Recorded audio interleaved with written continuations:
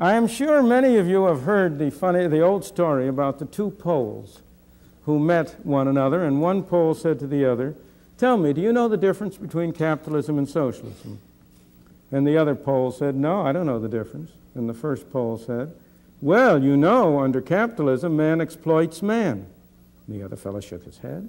"Well, under socialism," he said, "it's vice versa."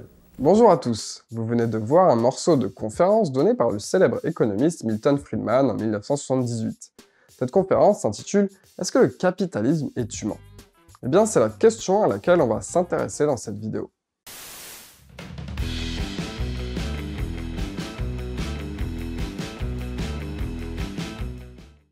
On est en 1978, en pleine guerre froide, Ronald Reagan n'est pas encore président des US, tandis que Brejnev dirige l'URSS. Les débats sur le capitalisme et le socialisme sont encore d'actualité. Au 19e et les débuts 20e, le débat était alors toujours centré sur la forme de l'organisation de l'économie. Est-ce que le gouvernement devait contrôler les moyens de production et de distribution, ou est-ce que le marché servirait de moyen de contrôle? L'efficacité ou non que provoquerait le contrôle de l'économie par un gouvernement central était l'argument principal dans ce débat.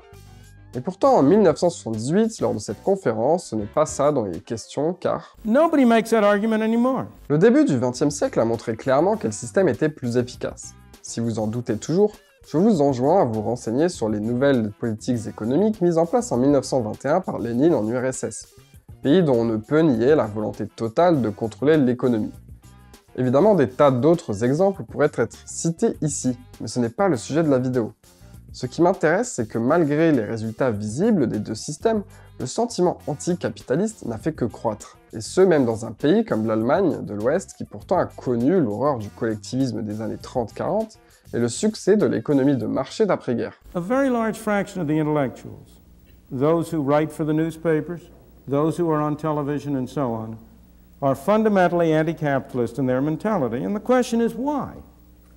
What is it that produces this consistent attitude of anti-capitalism on the one hand and pro-something called collectivism on the other among intellectuals? Le débat n'est plus centré sur le contrôle des moyens de production, mais sur la supposée moralité supérieure du socialisme par rapport au capitalisme. Selon Friedman, l'immoralité supposée du capitalisme que clament les socialistes provient de leur ignorance et de leur incompréhension sur les relations qui existeraient entre un système économique et des valeurs morales. Évidemment, la défense des valeurs morales se fait toujours par ceux qui n'ont pas de problèmes économiques, et donc rarement par les masses. Mais ce genre de questions sur la moralité ou non d'un système économique pose des problèmes. The problem with that is that moral values are individual. They are not collective. Un système économique, que ce soit le capitalisme ou le socialisme, n'est ni moral ou immoral. Ce sont des moyens pour atteindre des fins. Et si l'on doit les comparer, ce n'est pas par rapport à ce que disent leurs textes, qui les qualifieraient de plus ou moins compatissants, mais par rapport aux résultats de leurs applications. D'autant plus que les résultats sont souvent différents des intentions. Et ce n'est pas parce que beaucoup d'intellectuels défendent le socialisme, c'est-à-dire le contrôle gouvernemental des moyens de production, et qu'ils le définissent comme beaucoup plus humain, plus juste socialement, plus égalitaire que c'est le cas. Cela ne veut pas dire non plus que les capitalistes ne trouvent pas qu'un système plus juste, plus social ou plus égalitaire n'est pas souhaitable. La question est plutôt quel système a tendance à créer ce résultat. Donc si on veut juger de la prétendue moralité que pourrait avoir tel ou tel système économique, il est bon de regarder ce qu'ils produisent.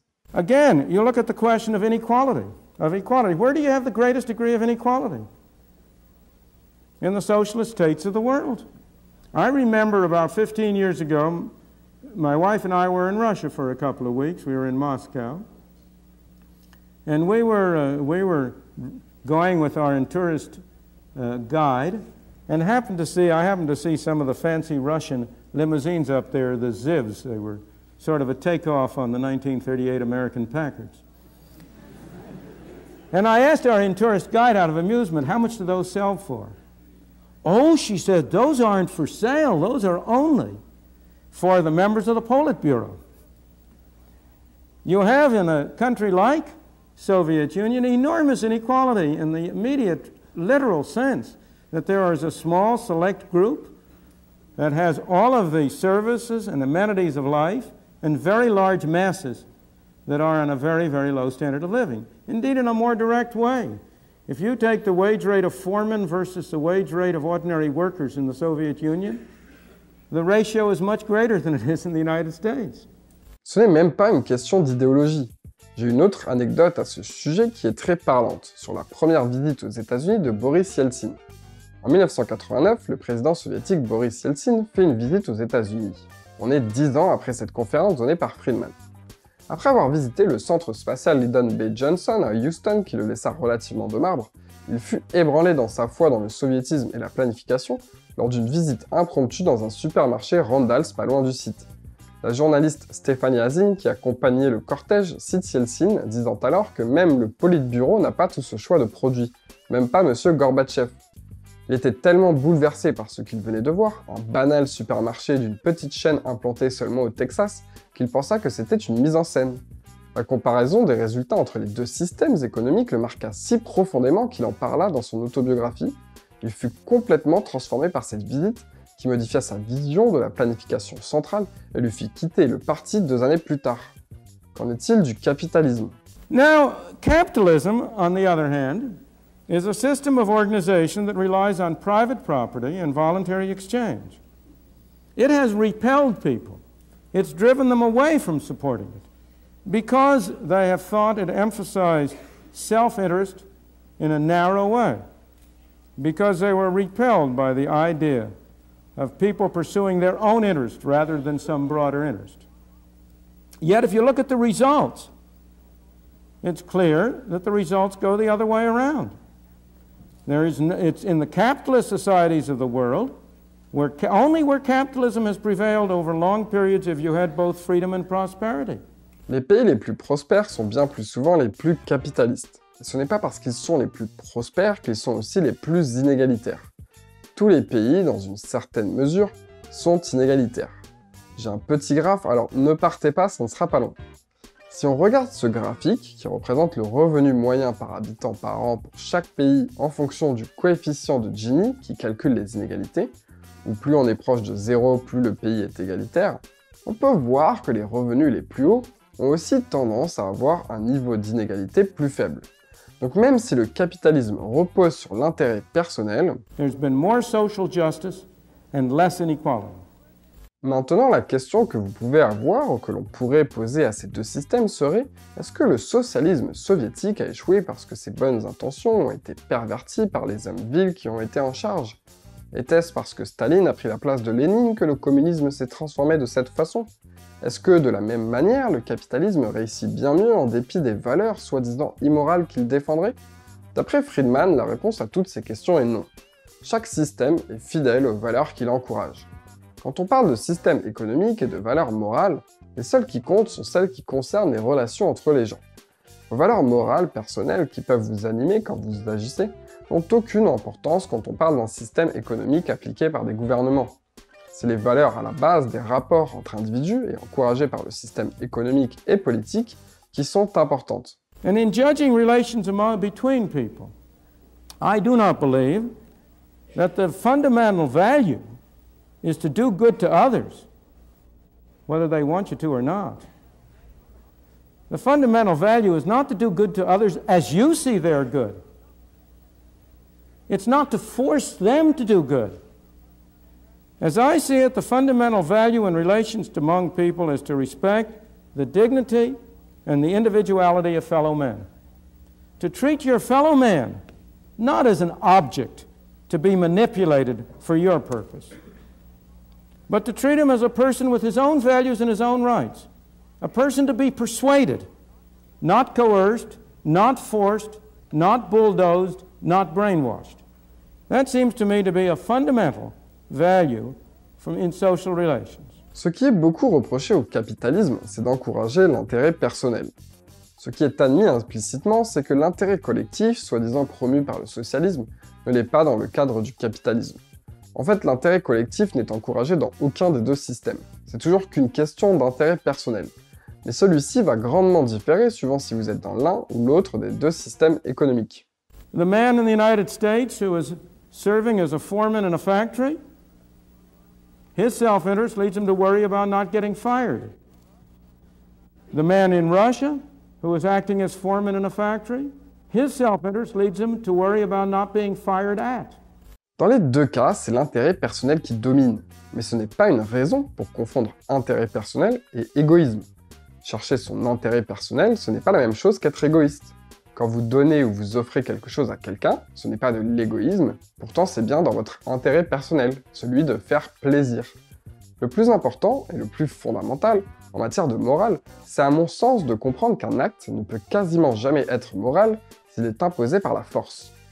Utiliser la force, même pour un soi-disant bien, n'est pas moral, même si les intentions sont bonnes.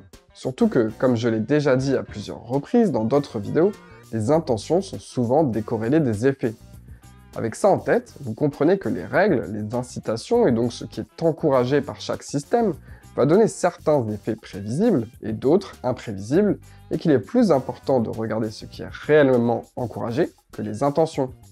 Et là où le capitalisme repose sur la coopération et les échanges volontaires, The essential notion of a socialist society is fundamentally force. If the government is the master, if society is to be run from the center, what are you doing? You ultimately have to order people what to do. What is your ultimate sanction? Go back a ways. Take it on a milder level. Whenever you try to do good with somebody else's money, you are committed to using force. How can you do good with somebody else's money unless you first take it away from them? The only way you can take it away from them is by the threat of force. La seule chose que connaît un gouvernement, c'est la force. C'est d'ailleurs son rôle, il est censé incarner le monopole de la force, qui serait le prix à payer pour faire société.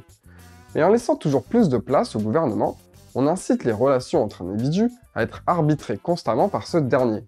Il s'ensuit un déclin du climat moral où la cohésion et la coopération semblent disparaître au profit d'un égoïsme universel. Cette baisse de confiance n'est pas causée par l'individualisme et la croyance en la responsabilité individuelle, mais au contraire par un changement philosophique de plus en plus incontesté dans la société, la croyance en la responsabilité sociale.